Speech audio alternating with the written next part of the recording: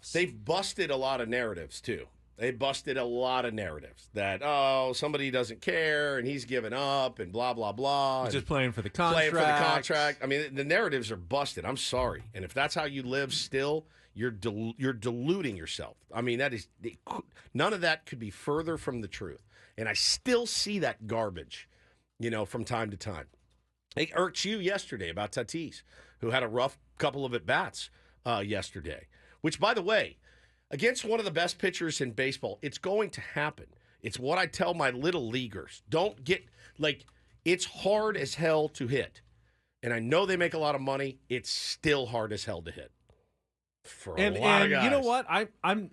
I'm okay when a guy's slumping. Criticism comes with the territory in baseball. Absolutely. I guess what bothered me, though, is Tatis is not slumping. Even my son texted me, he goes, oh, we got to get Tatis out of this slump, is after he struck out twice. And I go, he's on an 8-game hitting streak with 4 home runs. By the way, it's now a 9-game hitting streak with 5 home runs. Give me that slump any day of the week. That's red hot. That's not a slump. Was he unable to get a guy in from third a couple of times? Yes.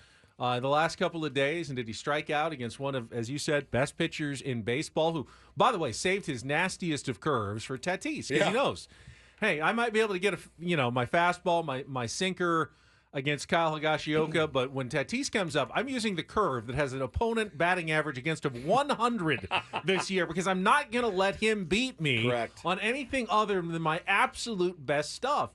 And Tatis, he's going to have to hit some of the best stuff because he'll see a lot of that in the playoffs as well. But eventually he does, just like he did yesterday. He gets an opportunity. You're not going to face an ace every at-bat. And, when you get a mistake, you hammer it. And he hammered it. I'm really encouraged by what they did against the Astros pitching staff, because that's a really good staff. That's a playoff caliber staff. And those are the guys you're going to be going up against, and they're certainly, man, you look at the teams that are still left in it, and there are guys, there are pitching staffs you look at and go, all right, Nola, Wheeler, whatever, and the Dodgers, for all their troubles, they still have a couple of good arms at the top of their rotation. They do. They don't have much beyond it, but they still have a bullpen with guys with nasty stuff. You look around at all the teams, that Freddie Peralta for the Brewers, my God, there's some good-ass pitchers you're going to have to beat. So that's encouraging to me. The fact that this team has ever won a World Series not facing any good some pitching. Good pitching, right? It's something. It's the hurdle they've all had to get over. The fact that this team doesn't K a lot, the fact that usually they're pretty good about getting those runs in.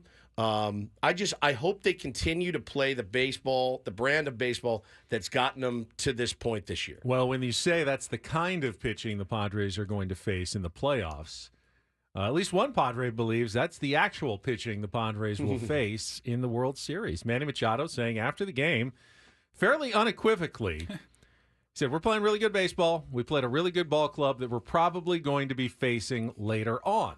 And this was in Kevin Acey's newsletter, and he wanted to make sure that he didn't misquote Manny. It goes, so you know what you mean when you say that, because the only way you can face the Astros, is in the World Series. And Manny said, yeah, we're going to see them again. They're a really good ball club, and how we played the last few days, I mean, it's a little taste of it. And by the way, it went over to the other clubhouse as well. Mauricio Dubon said it would be a good World Series. They know who we are. We know who they have. It's a good thing we play best of 7 in October. I mean, did we see a World Series preview the last 3 days? God, Jesus Christ. I mean, I'm not the one saying it. Manny Machado is the one who's saying it. You didn't have to bring it up. He said, it's going to happen. That's what Manny said. It's going to happen. This is Manny Machado. And the Padres will be facing the Astros in the World Series in just over 1 month. I hate him sometimes.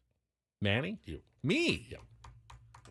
We dictate the content on this program. We get to make the decisions of what is out there and what isn't.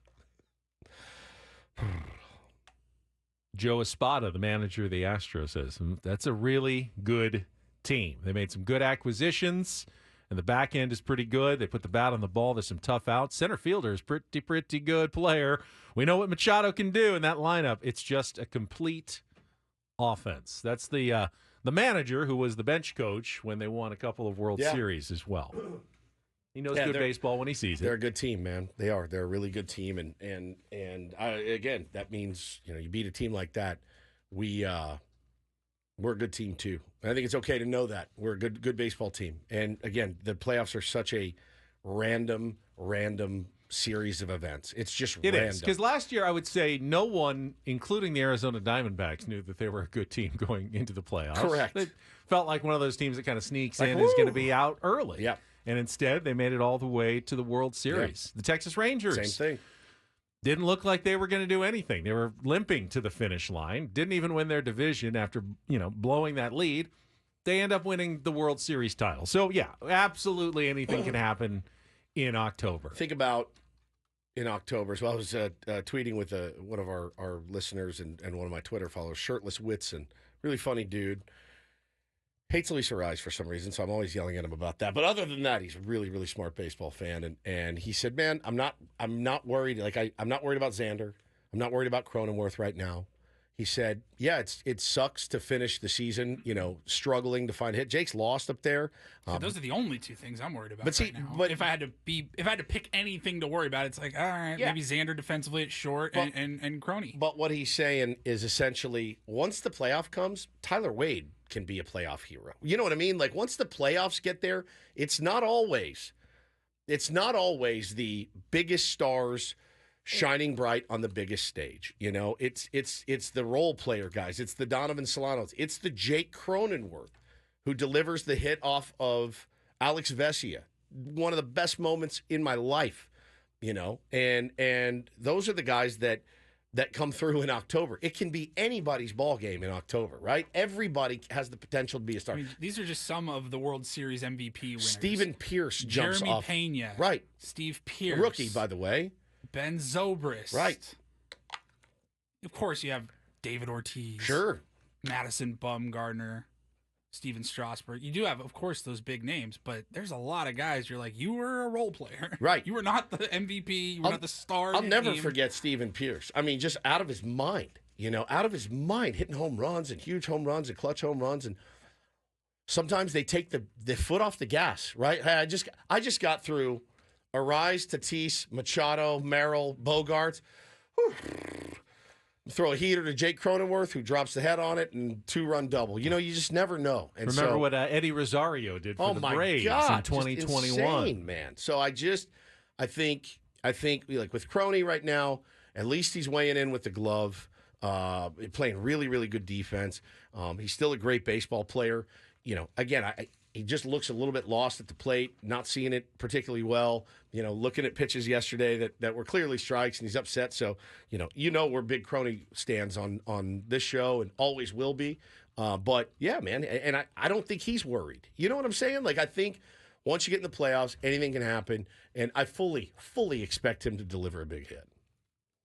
Yeah, I mean, his second half of the season, just looking at his splits, obviously not as good as the first half. In August, he hit 260, but in September, he's now hitting 163. Hannah and I were laughing because he slumped in my birthday month of July, and 198 in July, 163 in September. Your two birthday months. And I tweeted to my buddy yesterday, I said, well, Hannah's birthday month weighs us all down. It's a nightmare for all of us. So I fully get it.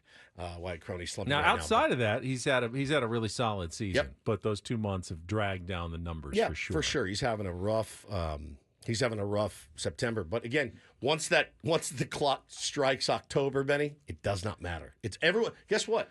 Everybody resets to 0. Everyone. What's your batting average? 0. How many home runs you got? 0. How many wins you got? 0. How many saves you got? None. How many Ks? None. It's all the slate is clean. And that's got to be a good feeling for those guys. So I fully expect those dudes to play good baseball because that's what they've done all year. If you want to talk about the unpredictability, though, look at the American League playoff chase right now. And the Detroit Tigers, who have moved within a half game of the Minnesota Twins. The Detroit Tigers, who put up the white flag essentially at the trade deadline. They traded Jack Flaherty. Yeah.